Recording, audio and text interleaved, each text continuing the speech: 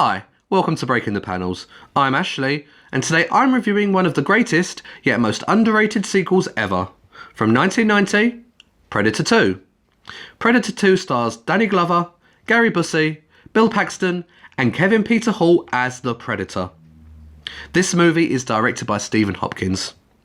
Predator 2 takes the hunt from the Guatemala jungle to the urban jungle of Los Angeles. LA is in turmoil. Violence spills out onto the streets daily, with more and more casualties lining the pavement. The LAPD are backed into a corner. All this makes for the perfect backdrop for the hunt as the Predator returns. Where Predator was able to boast one of the most impressive action movie casts of all time, the same can be said for its sequel. Danny Glover and Gary Busey were go-to leading men of the time, starring in some of the best and well-remembered action movies of that era. The cast is rounded out perfectly by iconic sci-fi veteran actor Bill Paxton, whose brash, cocky, but also brave detective Jerry Lambert wins over the audience 10 times over.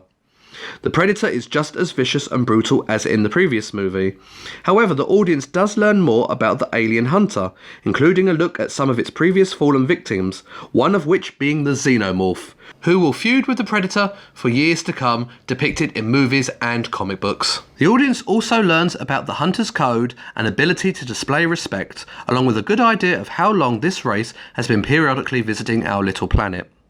Predator 2 is brutal, bloody, and a perfect continuation of the series. According to the screenwriters of this very movie, a sequel wasn't actually in the works. They had to wait and see how well the Predator comic book series would do. It was a hit, and they were finally able to convince the studio to make a sequel. Did you know that the subway attack scene was directly adapted from the first Predator comic book series? The producers loved this sequence in the comic and thought it would be an excellent idea to add it to the movie. This movie was originally going to be set in New York City. However, due to concerns with the budget, it was quickly moved to Los Angeles.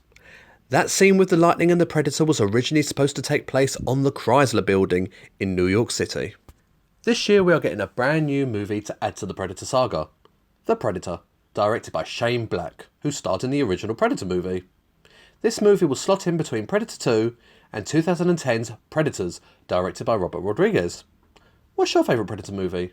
Please comment below. Also remember to like and subscribe. You can find us all over social media at Breaking the Panels.